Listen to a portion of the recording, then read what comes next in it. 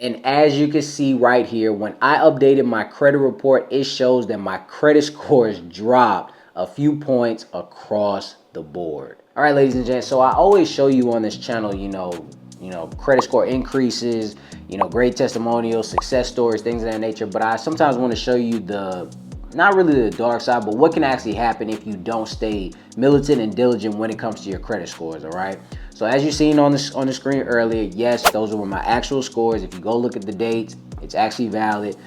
They did go down, but I'm gonna be honest with you. I really don't care. It really don't even matter. It didn't even phase me. It didn't. But hold on. Before you click off thinking I'm about to tell you a bunch of bull crap or anything like that, yo, chill, relax. I'm about to explain to you right now what actually happened, how it actually happened, and I'm also going to give you the information to make sure that you don't make this simple mistake in the future, okay? So go ahead, go grab your pen and paper. I promise you I'll wait right here, and make sure you stay to the end so you don't miss any information, all right? We're gonna take a real deep dive into this. And without further ado, let's dive in. All right, ladies and gents, and before I get started telling you how my credit scores went down, I just wanna ask if you don't mind hitting that like button for me, as it helps my channel out a ton. I truly appreciate all your support. Now, enough of me rambling. Let's get into this credit card ignorance that I got into last month. All right, so as you've seen on the screen, again, those are my actual scores, and that was my FICO. I've talked about my FICO on my channel a few times. That's what I use to actually look at my FICO scores month in and month out. And if you have my FICO, you already know that every single month they update your credit report. They ask you to update it and things of that nature, all right? So normally when I click it and I see my credit scores with positives, I just move on to the next. I'm like, oh, okay, great, that's cool, blah, blah, blah. But this month was a little different. Seems my scores took a turn and it kind of went down. So when I first seen it, yes, I was a little confused because I was like, why did my credit scores go down? What did I do? This month I didn't actually apply for anything. But when I actually started back checking and looking at everything, making sure I paid everything on time, yes, I indeed paid all of my credit cards off on the proper date, but I didn't check literally everything. It seems like I glanced at everything. It seems on my new Amex card that I just got, I forgot that there was a pending balance lingering after the due date. It did not dawn on me until everything. I guess I was glancing again and I thought it was ready to be paid, but it actually wasn't. So again, when I saw my credit scores go down, the next thing that I always check after that is my statement. I always check my statements after that to make sure everything is paid on time or paid off. Period. That's the end all be all right there. And when I actually saw my statements, it showed that the balance cleared in the midst of my statement closing date.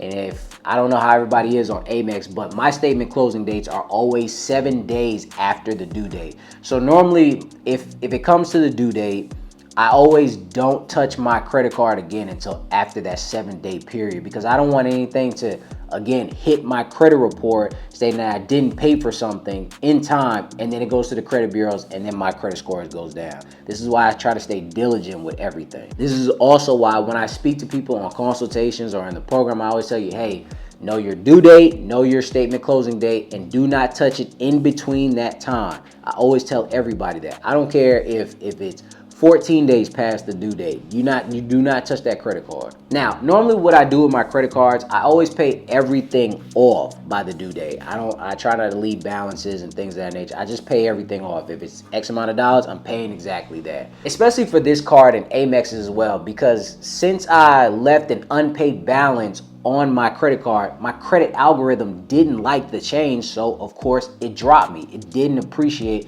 what I was doing right there. This is why I teach on my channel, I teach in my program and things of that nature. Please understand this. You have to be consistent across the board when it comes to your credit scores and your credit report and your credit cards, okay? Sometimes change isn't always a good thing, but again, I really don't care about the points, but this is a great learning lesson for everybody. And again, I know I said I don't care. Why? Because I know my credit scores are gonna raise right back up the next month. People always get upset when your credit scores go down, but if you just pay everything off the next month, you're gonna get the same thing that you just lost is gonna replenish itself. This is why, again, I tell everybody, pay your credit cards off. I know some people in this spectrum and in this space that tell you, oh yeah, keep a balance on one of your credit cards so your lenders know that you're using the credit card so it can boost your score, and it's going to continue to boost your score if you leave a balance. Your algorithm likes that, blah, blah, blah. No, I'm not going to tell you that. Why would I tell you that? Because a lot of people that come on this channel, I'm not singling anybody out, they need help understanding how credit works. So it would be easier for me to tell you to pay everything off than to keep $17 on your Capital One card each and every month. But all 10 other cards, make sure you pay that off. People can barely remember to pay their bills on time. Why would I tell you to keep a specific balance on your account each and every month? That makes no sense. And please also understand this. Lenders know that you utilize their credit products.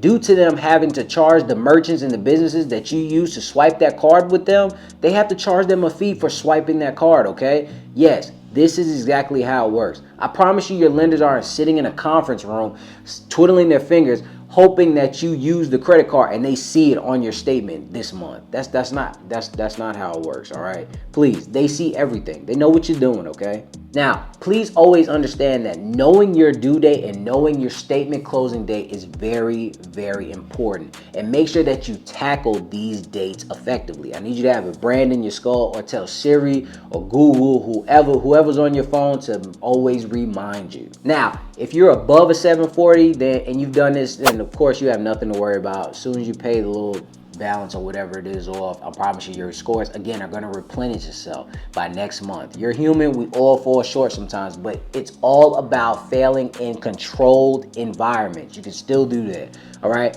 Now, if you're below 700, yes, you can still replenish any type of points that you lost in the beginning, but I want you to train your algorithm to understand that your cards are going to be paid off each and every month, okay? Now, disclaimer, by you doing this and actually controlling and trying to train your algorithm for the next few months, you might see yourself continuously losing points, but do not fret, do not get scared. I promise you, your algorithm will adjust and it will level out. Same way, if I kept that balance on that credit card and I just kept that month in and month out, my algorithm would have got used to that and would understand, okay, they keep a certain amount on this thing right here, so that's what I'm going to do. But I don't want to do that. I just pay it off. It's not that big of a deal. Now, to reel everything back to actual your credit scores and you trying to train your algorithm, it will eventually stop sinking as far as your credit dip, and it will start rising due to you understanding that, hey, this person is paying everything off on time. Now it's time for the scores to start going up. Does that make sense?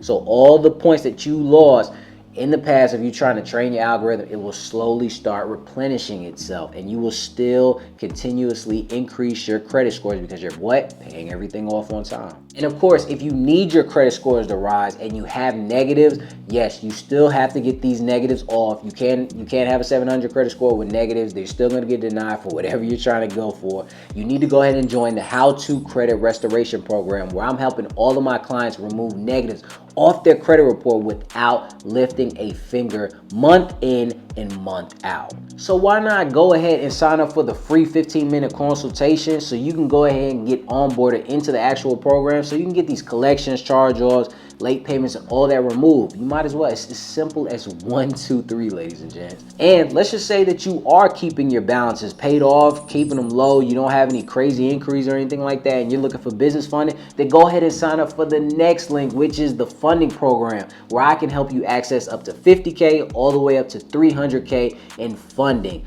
Easy as 1, 2, 3, and I'm telling you right now. So you can go ahead and click that link in the bio and we can get you onboarded for that as well. But overall, let's reel it back. Understand this, ladies and gents. Please understand, if you see a small dip in your credit scores from any slip up that you had, and you left a small balance on one of your credit cards by accident, one of them was pending, you wasn't paying attention, don't worry. I'm telling you right now, just pay it off, and next billing cycle, it will go back up. Now, I know one of them, they might not go up the same amount of points, but they are going to go up. So if you lost 15 points, you might get 13 next time, or 10 or 8. But it's going to go back up, I promise you. But I'm curious to know what you guys think. Do you think that you need to start keeping $8 on one of your credit cards each and every month like a crazy person, and that's going to help you unlock some type of new credit hack, and you just think I'm crazy because I'm just talking out the side of my neck because I'm telling you to pay everything off? Let me know in the comment section, and I'll ask the Lord to bless your mindset. I want to thank you guys for stopping by. Now go pay everything off and stop worrying about your credit scores dropping just because you left a small balance. Pay it off. You'll see a difference next month, all right? And until next time, ladies and gents.